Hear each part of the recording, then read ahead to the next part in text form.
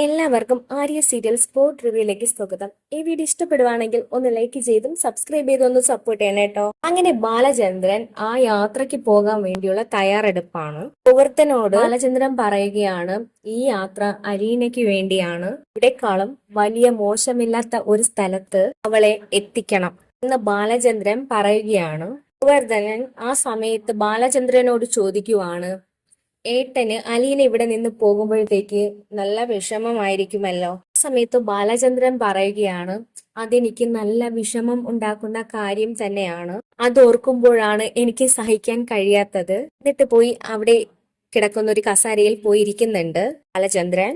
ഞാൻ വീണു പോകേണ്ട പല സന്ദർഭങ്ങളും ഉണ്ടായിട്ടുണ്ട്. എന്നാൽ അവിടെയെല്ലാം എന്നെ താങ്ങി നിർത്തിയത് അലീനയാണ്.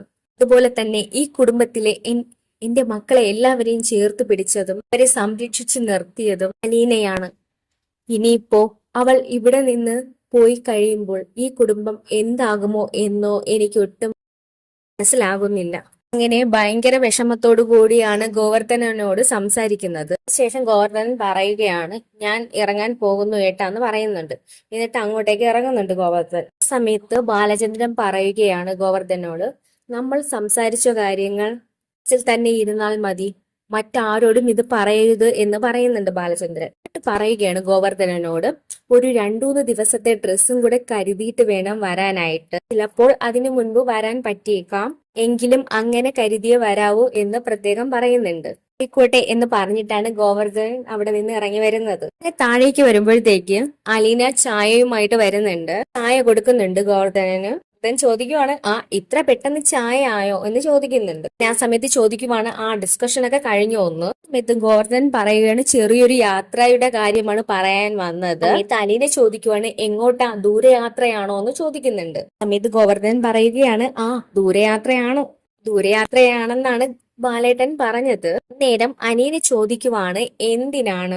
സമയത്ത് ഗോവർദ്ധൻ പറയുകയാണ്, അതൊന്നും എനിക്ക് അറിയത്തില്ല. സമയത്ത് അനിയന ചോദിക്കുവാണ്, അതെന്താ പ്രൈവറ്റ് സെക്രട്ടറിക്ക് അറിയാൻ പാടില്ലാത്തത്? പ്രൈവറ്റ് സെക്രട്ടറി എന്നല്ലല്ലോ പറയേണ്ടത്, സാക്ഷി സൂക്ഷിപ്പുകാരൻ എന്നല്ലേ പറയേണ്ടത് എന്ന് അനിയന ചോദിക്കുമ്പോ ഗോവർദ്ധൻ പറയുകയാണ്, അങ്ങനെയൊന്നും എന്നെ പറയണ്ട. അങ്ങനെയാണെങ്കിൽ അലീനയ്ക്ക് അഡീഷണൽ പ്രൈവറ്റ് സെക്രട്ടറി എന്നൊരു സ്ഥാനം തന്നിട്ടുണ്ടല്ലോ. ചിരിച്ചോണ്ട് ഗോവർദ്ധൻ പറയുകയാണ്. സമയത്ത് അലീന പറയുകയാണ്, അതൊക്കെ അച്ഛൻ വെറുതെ പറയുന്നതല്ലേ, അതൊക്കെ വെറും ഒരു തമാശയായിട്ട് കണ്ടാൽ മതി എന്ന് അലീന പറയുന്നുണ്ട്.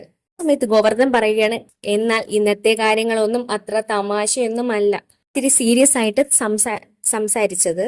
എന്നിട്ട് അലീന പറയുകയാണ്, അച്ഛൻ ഇപ്പോൾ പോകാൻ തീരുമാനിച്ച യാത്ര എനിക്ക് വേണ്ടിയിട്ടാണ് അല്ലേ? എനിക്കതൊക്കെ ഊഹിക്കാൻ പറ്റുന്നുണ്ട്. സമയത്ത് ഗോവർദ്ധൻ പറയുകയാണ്, അതിനെപ്പറ്റി ഒന്നും എനിക്കറിയത്തില്ല, അത് ബാലേട്ടനെ അറിയത്തുള്ളൂ. എന്നാ പൊക്കോട്ടെ എന്ന് പറഞ്ഞിട്ട് ഗോവർദ്ധനൻ പോകുന്നുണ്ട്. അലീന അടുക്കളയിലേക്കും തിരിച്ചു പോകുന്നുണ്ട്. ശേഷം അലീന വന്നിട്ട് കഴുകാനുള്ള ഡ്രസ്സെല്ലാം എടുത്തിട്ട് പോകുന്നുണ്ട്. സമയത്ത് മനു വിളിക്കുന്നുണ്ട്. മനു വിളിക്കുമ്പോഴത്തേക്ക് അലീന ഫോൺ എടുക്കുന്നുണ്ട്. ആ സമയത്ത് മനു ചോദിക്കുവാണ്, ഇന്നെന്താ തിരക്കൊന്നുമില്ലേ, ഇത്ര പെട്ടെന്ന് ഫോൺ എടുക്കും. സമയത്ത് അലീന പറയുകയാണ്, ഞാൻ ഫോണിന്റെ അടുത്ത് തന്നെ ഉണ്ടായിരുന്നു മനുവേട്ട, അതുകൊണ്ടാണെന്ന് പറയും. മനു ചോദിക്കുവാണ്, അലീന തിരക്കാണോ, ആരോടെങ്കിലും സംസാരിക്കാനുണ്ടോ എന്ന് ചോദിക്കും. സമയത്ത് അലീന പറയുവാണ്, തിരക്കാണോ എന്ന് ചോദിച്ചാൽ അലീന പറഞ്ഞു തുടങ്ങുമ്പോൾ മനു പറയുകയാണ്, എനിക്ക് കുറച്ച് കാര്യങ്ങളൊക്കെ സംസാരിക്കാനുണ്ടെന്ന്. സമയത്ത് അലീന പറയുകയാണ്, എങ്കിൽ അങ്ങനെ പറഞ്ഞാൽ പോരെ, എന്തിനാ കാണോ എന്നൊക്കെ ചോദിക്കുന്നത്. സമയത്ത് മനു പറയുകയാണ്, ഞാനിത്തിരി മര്യാദ കാണിച്ചെന്നേ ഉള്ളൂ, ഇത് പ്രശ്നമായോ എന്ന് മനു ചോദിക്കുന്നുണ്ട്. സമയത്ത് അലീന പറയുകയാണ്, ഒരു പ്രശ്നവുമില്ല, ആ മര്യാദയോട് കൂടി തന്നെ ഞാൻ കുറച്ചു സമയം അനുവദിച്ചിരിക്കുന്നു. എന്താ മനുവേട്ട വിളിച്ചെന്ന് അലീന ചോദിക്കുന്നുണ്ട്. അങ്ങനെ രണ്ടുപേരും സംസാരിക്കുന്നുണ്ട്. അതിനുശേഷം മനു പറയുകയാണ്, ഞാൻ ഇനി പറയാൻ പോകുന്ന കാര്യം ഇത്തിരി സീരിയസ് ആണ്. എന്നെ ബബിത വിളിച്ചായിരുന്നു, അവൾ ആകെ വിഷമത്തിലാണ്. ഇവിടെ നടന്ന കുറച്ച് കാര്യങ്ങൾ എന്നോട് പറഞ്ഞു. സമയത്ത് അലീനെ ചോദിക്കുവാണ്, ബബിത എന്താ പറഞ്ഞതെന്ന്. ആ സമയത്ത് പറയുന്നുണ്ട്, അവിടെ സംഭവിച്ച എല്ലാ കാര്യങ്ങളും എന്നോട് പറഞ്ഞു, നീ പോകുന്നതിനെ പറ്റി അലീന പറഞ്ഞു. നീ പോകുന്നതിൽ നല്ല വിഷമമാണ് അവിടെ എല്ലാവർക്കും. ിന്റെ മകളല്ല നീ എന്ന് അറിഞ്ഞതിന്റെ സങ്കടം എന്നോട് പറഞ്ഞു. പറഞ്ഞിട്ട് ബബിത ആകെ വിഷമത്തിലാണ് എന്ന് മനു പറയുന്നുണ്ട്. സമയത്ത് അലീനെ ചോദിക്കുവാണ്, എനിക്ക് എന്ത് ചെയ്യാൻ പറ്റും മനുവേട്ട, എനിക്ക് ഇവിടെ നിന്ന് പോയാലല്ലേ പറ്റത്തുള്ളൂ, ഞാൻ പോയാൽ മാത്രമല്ലേ ഇങ്ങോട്ടേക്ക് മേഡം എത്തത്തുള്ളൂ, അതിന് ഒരു അവസരം ഒരുക്കി കൊടുക്കേണ്ടത് ഞാനല്ലേ, ഇതല്ലേ വേണ്ടത് എന്ന് മനുവിനോട് അലീന ചോദിക്കുന്നുണ്ട്. മനു പറയുവാണ്, ആ കാര്യം ഞാൻ അവളോട് പറഞ്ഞു. എന്റെ തീരുമാനത്തെ റെസ്പെക്ട് ചെയ്യണം. എന്റെ അമ്മ അങ്ങോട്ടേക്ക് തിരിച്ചു വരാൻ അത് വേറെ ഒരു മാർഗവും ഇല്ല എന്ന് ഞാൻ പറഞ്ഞിരുന്നു. സമയത്ത് അലീന പറയുകയാണ്, ഞാൻ ഇവിടെ നിന്ന് പോകാൻ തീരുമാനിച്ചിട്ടേ ഉള്ളൂ. പക്ഷെ അത് എങ്ങോട്ടാണെന്ന് എങ്ങനെയാണ് എന്നൊന്നും എനിക്കറിയത്തില്ല. അതുകൊണ്ടാണ് മനുവേട്ടനോട് ഞാൻ ഒരു ജോലി നോക്കണമെന്ന് പറഞ്ഞത്. അതുപോലെ മാമച്ചായനോടും പറയണം. എല്ലാവരും കൂടെ ഒന്ന് നോക്കിയാൽ ഒരു ജോലി കിട്ടാതിരിക്കില്ലല്ലോ. എന്നിട്ട് മനു പറയുകയാണ്, ബബിത ആകെ വിഷമത്തിലാണ്. അവൾ നിന്നെ അവിടെ നിന്ന് വിടാതിരിക്കാൻ എന്തെങ്കിലും മാർഗം ഉണ്ടോ എന്നൊക്കെ ബബിത എന്നോട് ചോദിച്ചു എന്ന് മനു പറയുന്നുണ്ട്. ബബിതയോട് ഞാൻ പറഞ്ഞിട്ടുണ്ട്, നേരത്തെ ഞാൻ നോ പറഞ്ഞു വെച്ചിട്ടുണ്ട്, അതുകൊണ്ട് എന്നെ കൊണ്ടൊന്നും ചെയ്യാൻ പറ്റത്തില്ല എന്ന് ഞാൻ പറഞ്ഞിട്ടുണ്ട്. മനു പറയുന്നുണ്ട്. മനു പറയുകയാണ്, അവളുടെ ആകെ പ്രതീക്ഷയായിരുന്നു നീ അങ്കിളിന്റെ മകളാണ് എന്നുള്ളത്. കാര്യം പറഞ്ഞ് നിന്നെ അവിടെ പിടിച്ചു നിർത്താം എന്നായിരുന്നു അവളുടെ മനസ്സിൽ. പക്ഷെ അതെല്ലാം നഷ്ടപ്പെട്ടു പോയി. ഇതിന്റെ ഒരു വിഷമത്തിൽ തകർന്നിരിക്കുകയാണ് ബബിത. സമയത്ത് അലീന ചോദിക്കുവാണ്, ഞാൻ എന്താ ചെയ്യേണ്ടത് മനുവേട്ട എന്ന് ആകെ വിഷമത്തോടുകൂടി മനുവിനോട് അലീന ചോദിക്കുന്നുണ്ട്. ശേഷം അലീന പറയുകയാണ് മനുവിനോട്, എനിക്ക് അടുക്കളയിൽ കുറച്ച് പണിയുണ്ട്, ഞാൻ അങ്ങോട്ടേക്ക് പോകുന്നു എന്ന് പറയുന്നുണ്ട്. അടുക്കളയില് ബബിതയും കൃഷ്ണമോളാണുള്ളത്. അവിടെ എന്താ സംഭവിക്കുന്നത് എന്ന് നോക്കണം എനിക്ക്. സമയത്ത് മനു ചോദിക്കുകയാണ്, അതെന്താ ഈ ഫോണ് അടുക്കള വരയ്ക്കും സഞ്ചരിക്കില്ലേ? അലീന പറയാണ്, എല്ലാം സഞ്ചരിക്കും എന്ന് പറയുന്നുണ്ട്. മനു പറയുകയാണ്, എങ്കിൽ ഈ ഫോണും കൊണ്ട് പോയാൽ മതി, എനിക്ക് കുറച്ച് കാര്യങ്ങൾ കൂടെ സംസാരിക്കണം എന്ന് പറയുന്നുണ്ട്. സമയത്ത് അലീന പറയുകയാണ്, എന്നാ പറഞ്ഞോ, ഞാൻ വെറുതെ പറഞ്ഞതേ ഉള്ളൂ, പറയാനുള്ളതെല്ലാം മൊത്തം കേട്ടിട്ടേ വെക്കുന്നുള്ളൂ എന്ന് അലീന പറയുന്നുണ്ട്. ഫോൺ വിളിച്ചുകൊണ്ട് അടുക്കളയിലേക്ക് പോകുന്നുണ്ട്. ശേഷം കാണിക്കുന്നതെന്ന് വെച്ചാൽ ബ്രേക്ക്ഫാസ്റ്റ് കഴിക്കാൻ വേണ്ടി എല്ലാവരും ഡൈനിങ് ടേബിളിലേക്ക് വരുന്നുണ്ട്. ഭക്ഷണമെല്ലാം എടുത്തു വെക്കുന്നത് ബബിതയും അലീനയുമായിട്ടാണ്. നമ്മളെ വിളിച്ചിട്ട് വിളി കേൾക്കുന്നില്ലല്ലോ എന്ന് ചോദിക്കുന്നുണ്ട്. സമയത്ത് ബബിത പറയുകയാണ്, ഞാൻ വിളിക്കാമെന്ന്. നമ്മളെ വിളിച്ചിട്ട് കാണാനില്ലല്ലോ എന്ന് ബബിത പറയുന്നുണ്ട്. ആ സമയത്ത് അലീന പറയുകയാണ്, ഞാൻ പോയി വിളിച്ചിട്ട് വരാമെന്ന്.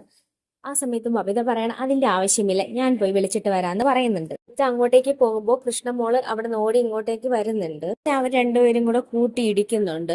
ആ സമയത്ത് ബബിത ചോദിക്കുകയാണ്, നിനക്ക് എന്താ കണ്ണ് കാണത്തില്ലേ എന്നൊക്കെ ചോദിക്കുന്നുണ്ട്. സമയത്ത് കൃഷ്ണമോള് പറയുകയാണ്, ഞാൻ ഇത്തിരി സ്പീഡിൽ നടന്നു പറഞ്ഞ് എന്താ കുഴപ്പം, ചേച്ചിക്ക് സൂക്ഷിക്കാമായിരുന്നില്ലേ എന്നൊക്കെ ചോദിക്കുന്നുണ്ട്. ഇവർ രണ്ടുപേരും കൂടെ സൗണ്ട് ഉണ്ടാക്കുമ്പോഴത്തേക്ക് സമയത്ത് കൃഷ്ണമോൾ ഓടി അലീനയുടെ അടുത്തേക്ക് വന്ന് നിൽക്കുന്നുണ്ട്. ഇവര് ബഹളം വെക്കുന്ന സൗണ്ട് കേട്ടുകൊണ്ടാണ് ബാലചന്ദ്രൻ ഇറങ്ങി വരുന്നത്. ബാലചന്ദ്രൻ ആ സമയത്ത് ചോദിക്കുകയാണ്, ഇവിടെ എന്താ ഇത്ര ബഹളമൊന്ന്?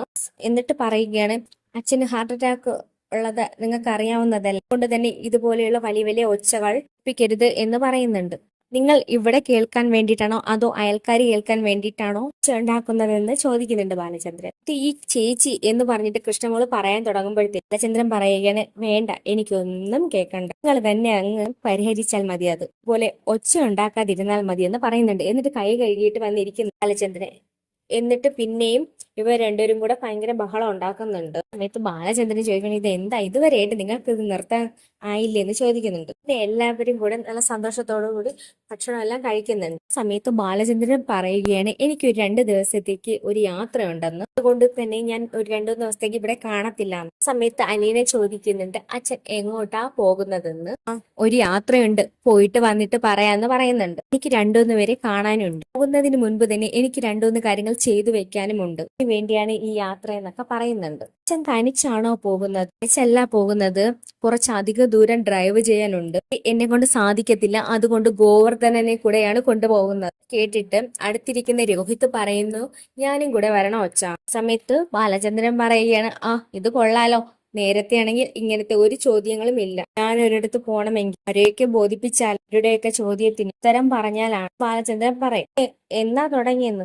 ആ സമയത്ത് പറയുന്നുണ്ട്, ഇതൊക്കെ സെറ്റാക്കി വെച്ചിട്ടുണ്ട്. അലീന പറയുന്നുണ്ട്. ചന്ദ്രൻ എന്നിട്ട് ഇത്ര ദിവസത്തേക്കാണ് പോകുന്നതെന്ന് പറയുമ്പോൾ അലീന ചോദിക്കാണ്, അച്ഛൻ വരുന്നതിന് മുൻപ് ഞാൻ ഇവരെയും കുട്ടി രേവതിക്കുട്ടിയുടെ വീട്ടിലേക്കൊന്ന് പോയിട്ട് വരട്ടെ എന്ന് ചോദിക്കുന്നുണ്ട്. സമയത്ത് ബാലചന്ദ്രൻ ചോദിക്കുകയാണ്, അതിന്റെയൊക്കെ ആവശ്യമുണ്ടോ മോളെ? നിങ്ങൾ എല്ലാവരും കൂടെ അങ്ങോട്ടേക്ക് ചെല്ലുമ്പോൾ അവർക്കതൊരു ബുദ്ധിമുട്ടാവത്തില്ലേ? സമയത്ത് അലീന പറയുകയാണ്, ഇല്ല അച്ഛാ, ബുദ്ധിമുട്ടൊന്നും ആകത്തില്ല, അങ്ങനെയാണെങ്കിൽ ഞാൻ രേവതിക്കുട്ടിയെ വിളിച്ച് ചോദിച്ചിട്ട് പോയിക്കോളാം എന്ന് പറയുന്നുണ്ട്. നിന്റെ രേവതിക്കുട്ടിയല്ലേ, ചോദിക്കേണ്ട താമസം, ഇങ്ങോട്ടേക്ക് പോരെന്ന് പറയും.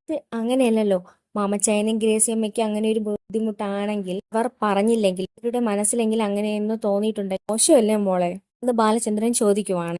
അവരോടും വിളിച്ച് ചോദിച്ചോളാം എന്ന് അലീന പറയുന്നിട്ട് ബാലചന്ദ്രൻ പറയുകയാണ്, എന്റെ അഭിപ്രായത്തിൽ പോകണ്ട എന്നാണ്. നമ്മളായിട്ട് അവരെ ബുദ്ധിമുട്ടിപ്പിക്കരുത്, അതാണ് എന്റെ തീരുമാനം. ബാലചന്ദ്രൻ അങ്ങനെ പറയുമ്പോഴത്തേക്ക് രോഹിത് പറയുകയാണ്, അച്ഛാ, ഞാൻ ജയിലിലേക്ക് കിടന്ന സമയത്ത് ആവശ്യം വിളിച്ചപ്പോൾ അവർ ഓടിയെത്തിയില്ല. സമയത്ത് ബബിത പറയുകയാണ്, അതുപോലെ അലീന ചേച്ചി കൊണ്ട് പോയപ്പോഴും അവരോട് പറഞ്ഞപ്പോൾ അവര് നമ്മളോട് സഹകരിച്ചില്ലേ. ഇതുകൂടാതെ അച്ഛൻ രോഹിയേട്ടന്റെ ആവശ്യത്തിന് അടുത്ത് ചെന്നപ്പോഴും അവർ അയച്ചല്ലോ.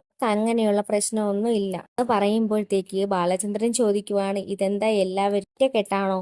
ഞാൻ മാത്രമേ പുറത്തുള്ളൂ എന്ന് ചോദിക്കുന്നുണ്ട്. സമയത്ത് പറയാണ്, ഞങ്ങളെ ന്യായത്തിന്റെ പക്ഷത്താണ്, ഞങ്ങൾ എവിടെയും ന്യായം സംസാരിക്കുമെന്ന് കൃഷ്ണമോളയും. സമയത്ത് ബാലചന്ദ്രൻ പറയുകയാണ്, അയ്യോ, ഇവരുടെ അടുത്തൊന്ന് ഒന്നും പറയാൻ പറ്റത്തില്ലല്ലോ എന്ന് പറയുന്നത്. ശേഷം ബാലചന്ദ്രൻ പറയുകയാണ്, വേണമെങ്കിൽ അലീന പൊയ്ക്കോ എന്ന്. സമയത്ത് അലീന പറയുകയാണ്, ഞാൻ തനിച്ച് പോകുന്നില്ല. ആ സമയത്ത് പറയുകയാണ്, ഞങ്ങൾ പോകുന്നുണ്ട്. ബാലചന്ദ്രൻ ചോദിക്കുകയാണ്, ഇത് നിങ്ങൾ നേരത്തെ പ്ലാൻ ചെയ്തതല്ലേ എന്ന്. അപ്പൊ കൃഷ്ണമോള് പറയുകയാണ്, അല്ല. സമയത്ത് ബബിത പറയുകയാണ്, ഇല്ല, നമ്മൾ നേരത്തെ പ്ലാൻ ചെയ്തൊന്നുമില്ല, ഇപ്പോഴേ പ്ലാൻ ചെയ്തോളൂ എന്ന്. കോട്ടെ അച്ഛാന്ന് ചോദിക്കുന്നുണ്ട്. ബബിത ചോദിക്കുവാണ്, എറണാകുളത്ത് പോവാൻ ആർക്കൊക്കെയാണ് താല്പര്യം. സമയത്ത് എല്ലാവരും കൈപൊക്കും, പിന്നെ മാത്രം കൈ പൊക്കാതെ ഇരിക്കും. അപ്പൊ ആ കൈയിനെയും കൂടെ പിടിച്ച് പൊക്കുന്നുണ്ട്. സമയത്ത് ബാലചന്ദ്രൻ പറയുകയാണ്, എല്ലാവരും കൈ പൊക്കി, ഇനി നീയും കൂടെ എന്താ കൈ പൊക്കാതിരിക്കുന്നത്, നീയും കൂടെ പൊക്കിക്കോ എന്ന് പറയുന്നുണ്ട്. അവർക്കൊരു ബുദ്ധിമുട്ടും ഉണ്ടാകരുത്, ആ രീതിയിൽ എല്ലാ കാര്യങ്ങളും ചെയ്തോളണം എന്ന് ബാലചന്ദ്രൻ പറയുന്നുണ്ട്. അങ്ങനെ അതിനുശേഷം കാണിക്കുന്നതെന്ന് വെച്ചാൽ എല്ലാവരും നല്ല സന്തോഷത്തോടു കൂടി തന്നെ ഡൈനിങ് ടേബിളിൽ നിന്ന് ഭക്ഷണം കഴിക്കുന്നുണ്ട്. അവിടെ തന്നെ ഭക്ഷണം കഴിച്ച് എണീക്കുന്നുണ്ട്. അതിനുശേഷം നമ്മുടെ വൈജയന്തിയെ കാണിക്കുന്നുണ്ട്. വൈജയന്തി ആണെങ്കിൽ കൈയൊക്കെ കഴുകിയിട്ട് ഡൈനിങ് ടേബിളിൽ വന്നിരിക്കുന്നത്. കൊളസ്ട്രോളും കാര്യങ്ങളൊക്കെ അവിടെ ഇരിപ്പുണ്ട്. ആ സമയത്ത് വൈജയന്തി തുറന്നു നോക്കുമ്പോൾ അതിലൊന്നും ഭക്ഷണമില്ല. ലേട്ടത്തി എന്ന് ലേട്ടത്തി എന്ന് വിളിക്കും. സമയത്ത് അടുക്കളയിൽ നിന്ന് ഒരു അനക്കവുമില്ല. സമയത്ത് വൈജയന്തി ചോദിക്കുകയാണ്, ഇതെന്താ ഇവിടെ ഭക്ഷണമൊന്നും ഉണ്ടാക്കിയിട്ടില്ലേ എന്ന് ചോദിക്കുന്നുണ്ട്. എന്താ കമലേട്ടത്തി ഇവിടെ ഭക്ഷണമൊന്നും ഉണ്ടാക്കിയില്ലേ എന്നൊക്കെ ഇങ്ങനെ ചിന്തിച്ചുകൊണ്ടിരിക്കുമ്പോഴത്തേക്ക് മനു അങ്ങോട്ടേക്ക് എത്തുന്നുണ്ട്. അതിനോട് വൈജയന്തി ചോദിക്കുവാ, എവിടെയാ പോകുന്നത്? ടൗൺ വരെ ഒന്ന് പോകുന്നതാ ആന്റി. ഈ ബ്രേക്ക്ഫാസ്റ്റ് കഴിച്ചോ എന്ന് വൈജയന്തി ചോദിക്കുന്നുണ്ട്. ആ സമയത്ത് മനു പറയുകയാണ്, ഇല്ല എന്ന്. സമയത്ത് വൈജയന്തി പറയാണ്, ഇവിടെ കഴിക്കാനൊന്നുമില്ല, നീ അടുക്കളയിൽ നോക്കിക്കേ എന്ന് ചോദിക്കുന്നുണ്ട്. കമലേട്ടത്തിയും വിളി കേൾക്കുന്നില്ല എന്ന് വൈജയന്തി പറയുവാണ്. അമ്മ എവിടെ പോവന, അമ്മ അടുക്കളയിൽ കാണുമെന്ന് പറയുന്നുണ്ട്. മനു അടുക്കളയിൽ പോയി നോക്കുമ്പോഴത്തേക്ക് കാണുന്നില്ല. അവിടെ ഫ്രിഡ്ജിൽ എന്തെങ്കിലും ഇരിപ്പുണ്ടായിരിക്കാം, അത് ചൂടാക്കാനായിരിക്കും ഉദ്ദേശം, ഞാനൊന്ന് നോക്കട്ടെ എന്ന് പറഞ്ഞ് നോക്കുന്നുണ്ട്. നോക്കുമ്പോഴത്തേക്കും ഫ്രിഡ്ജിലും ഒന്നുമില്ല. സമയത്ത് മനു പറയുകയാണ്, ഇവിടെ ഒന്നും ഉണ്ടാക്കിയിട്ടില്ലല്ലോ ആന്റി, അമ്മയെ കാണുന്നുമില്ല എന്ന് പറയുന്നുണ്ട്. സമയം വൈജയന്തി ചോദിക്കുകയാണ്, നിന്റെ അച്ഛൻ എവിടെ? ഞാൻ രാവിലെ എണീറ്റപ്പോ കണ്ട, അതിനുശേഷം കണ്ടില്ലല്ലോ എന്ന് ചോദിക്കുന്നുണ്ട്. അച്ഛൻ കോട്ടയം വരെ പോയതാണ്, പോകുമെന്ന് പറഞ്ഞിരുന്നു, അതുപോലെ തന്നെ അച്ഛൻ പോയി കാണും എന്ന് പറയുകയാണ്. സമയത്ത് വൈജയന്തി പറഞ്ഞു, അയ്യോ, എനിക്ക് കോട്ടയം വരെ ഒന്ന് പോകണമായിരുന്നു, ഞാനും കൂടെ ഒന്ന് പോയേ എന്ന് പറയുന്നുണ്ട്. സമയത്ത് മനു ചോദിക്കുവാണ്, ആന്റിക്ക് എന്താ ആവശ്യം എന്ന് ചോദിക്കുന്നുണ്ട്. സമയത്ത് വൈജയന്തി പറയുന്നത്, കോട്ടയത്ത് പോകുന്നത് ഡ്രസ്സ് എടുക്കാൻ വേണ്ടിയിട്ടാണ്, നല്ലൊരു ഡ്രസ്സ് എടുത്തിട്ട് കുറച്ച് ദിവസമായി, കുറച്ച് ഡ്രസ്സ് എടുക്കണം എന്ന് പറയുന്നുണ്ട്. സമയത്ത് മനു ചോദിക്കുവാണ്, അതിനെന്തിനാ കോട്ടയം വരെ പോകുന്നത്? പാലയിൽ സ്വന്തമായിട്ട് കടയില്ലേ, അവിടെ പോയി എടുക്കാമായിരുന്നില്ലേ എന്ന് ചോദിക്കുന്നു. ആ സമയം വൈജയന്തി ചോദിക്കുവാണ്, ആ ടെക്സ്റ്റൈൽസിൽ എന്താ ഉള്ളത്? ചെന്നൈയിലും മുംബൈയിലും പോയി ഇവിടത്തെ ഹോൾസെയിൽ കടയിൽ നിന്നും സാധനങ്ങൾ പകുതി വിലയ്ക്ക് പോയി തട്ടില്ലാതെ അവിടെ എന്തെങ്കിലും ഉണ്ടോ? കുറച്ച് സാരിയും ചുരിദാർ ടോപ്പും ഒക്കെ ഉണ്ട്, എല്ലാം ഔട്ട് ഓഫ് ഫാഷൻ ആണെന്ന് പറയുന്നുണ്ട്. സമയം മനു ചിരിച്ചിട്ട് പറയുകയാണ്, അത് എനിക്ക് അറിയത്തില്ലായിരുന്നു, ഇത്രയും കാലം അവിടെ നിന്നല്ലേ ഡ്രസ്സ് എടുത്തുകൊണ്ടിരുന്നത്, അതും ഫ്രീ ആയിട്ട്. മുംബൈയിലും ചെന്നൈയിലും ഫാഷൻ മാറുന്നതിനനുസരിച്ച് ഇവിടെയും മോഡൽ മാറ്റാറുണ്ട്. ശരിക്കും ഇപ്പോഴത്തെ ട്രെൻഡ് അനുസരിച്ച് റൺ ചെയ്യുന്ന ഒരു കടയാണത്. ഇതുപോലെ മുന്നോട്ട് പോകുന്ന ഏത് കടയാണ് പാലയിൽ വേറെയുള്ളത് എന്ന് മനു ചോദിക്കുമ്പോൾ വൈജയന്തിയാണ്, അതുകൊണ്ടാണ് ഞാൻ ഇവിടെ നിന്ന് എടുക്കില്ല, കോട്ടയത്തോട്ട് പോകുന്നു എന്ന് പറയുന്നത്. ബാലചന്ദ്രന്റെ പേരിൽ കിട്ടുന്ന ഒരു സൗജന്യവും വേണ്ട, അതുകൊണ്ട് തന്നെ ഞാൻ കോട്ടയത്ത് പോയി ഡ്രസ്സ് എടുത്തോളാം എന്ന് പറയുന്നുണ്ട്. സമയത്ത് മനു ചോദിക്കുവാണ്, ഇവിടെ 3 മക്കളുണ്ടല്ലോ, അവരെ ഉപേക്ഷിച്ചതാണോ എന്ന് ചോദിക്കുന്നുണ്ട്. സമയത്ത് വൈജയന്തി പറയുകയാണ്, ഞാനല്ല അവരെ ഉപേക്ഷിച്ചത്, അവരാണ് എന്നെ ഉപേക്ഷിച്ചത്, അവർക്കിപ്പോ ഒരു രണ്ടാനമ്മ കിട്ടിയല്ലോ, അനുസരിച്ച് അവരങ്ങോട്ട് മുന്നോട്ട് പോയിക്കോട്ടെ എന്ന് തന്നെ വൈജയന്തി പറയുകയാണ്. വൈജയന്തി പറയുകയാണ്, കമലേട്ടത്തെ ഒന്ന് നോക്കട്ടെ, ഭക്ഷണം വെക്കുന്നില്ലേ എന്നറിയണോ, അമ്മയും പട്ടിണിയായി പോകുമല്ലോ എന്ന് വൈജയന്തി പറയുന്നുണ്ട്. ഇത്രയും പറഞ്ഞിട്ട് വൈജയന്തി അങ്ങോട്ട് പോകുന്നുണ്ട്. ആകെ വിഷമത്തോടു കൂടി മനു അങ്ങനെ നോക്കി നിൽക്കുന്നുണ്ട് അവിടെ. ഇത്രയും കാണിച്ചുകൊണ്ടാണ് ഇന്നത്തെ എപ്പിസോഡ് അവസാനിക്കുന്നത്.